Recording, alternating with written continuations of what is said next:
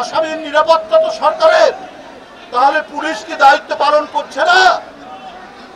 পুলিশের মধ্যে কি দোসররা আছে যারা গণতন্ত্র ধ্বংস করেছে, যারা নির্বাচন ধ্বংস করেছে, যারা দিনের ভোট রাত্রে করেছে, যারা দাবি নির্বাচন করেছে, যারা বিরোধী দলের মনোনয়ন প্রত্যাশীকে সে মনোনয়ন জমা দিতে পারেনি, এর জন্য দায়ী এই ৩ নির্বাচন কমিশন।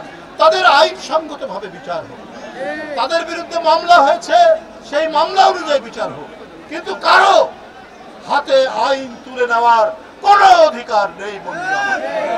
তাই বন্ধুরা আমার, এই ধরনের ঘটনার পুনরাবৃত্তি আমি অন্তর্বর্তীকালীন সরকারকে বলতে চাই, আদালত প্রাঙ্গণে পুলিশ দাঁড়িয়ে থাকে নীরবভাবে, সেখানে কি করে একজন আসামির উপর আক্রমণ হতে পারে? আসামির নিরাপত্তা তো সরকারের, তাহলে পুলিশ কি দায়িত্ব পালন করছে না? পুলিশের মধ্যে কি দোসররা আছে যাতে ডক্টর ইউনূস সাহেবের সরকারের বদনাম হয়? এই কাজ করছে। আপনারা দ্রুত এই বিষয়ে ব্যবস্থা নিন। আমরা বারবার বলেছি আবার মহামারীর প্রাদুর্ভাব দেখা দিয়েছে। ইতিমধ্যে মানুষের মৃত্যুর সংখ্যা বাড়ছে। আমরা দ্রুত ব্যবস্থা নেওয়ার জন্য স্বাস্থ্য উপদেষ্টাকে বারবার বলেছিলাম।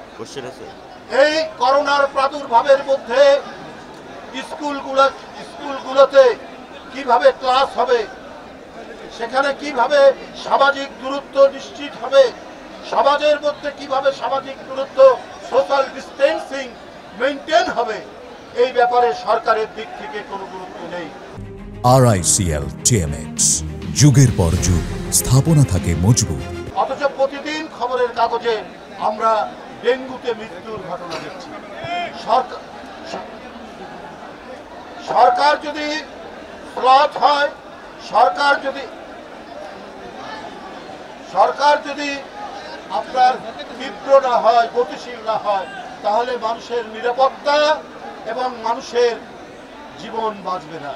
আজকে ডেঙ্গুতে দক্ষিণ অঞ্চল মহামারী রূপ ধারণ করেছে। আজকের খবরের কাগজের খবর যে আপনার উত্তরার বিভিন্ন ওয়ার্ডে লক্ষ লক্ষ মশা তারা উড়ে বেড়াচ্ছে, কিন্তু নিধনের কোনো ব্যবস্থা নেই।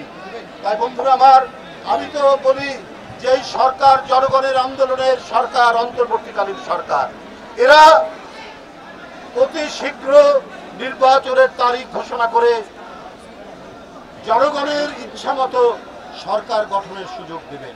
আর যে কদিন আছেন তারা জননিরাপত্তা, মানুষের নিরাপত্তা, সেটা প্রাকৃতিক দুর্যোগ হোক অথবা সামাজিক সন্ত্রাসীদের হাতে বা সামাজিক কোনো ঘটনার কারণে মানুষ যাতে নিরাপত্তাহীন না থাকে, সেই বিষয়টি আপনাদের দেখতে হবে। আমি ব্রাহ্মণবাড়িয়া জেলার যে নতুন কমিটি হয়েছে ইঞ্জিনিয়ার শ্যামল এবং সিরাজের নেতৃত্বে, এই কমিটির আমি সাফল্য কামনা করছি। ইনশাল্লাহ এই কমিটি ব্রাহ্মণবাড়িয়া জেলায় একটি সুদৃঢ় এবং গণভিত্তির উপর দাঁড় করানো কমিটি দেবে।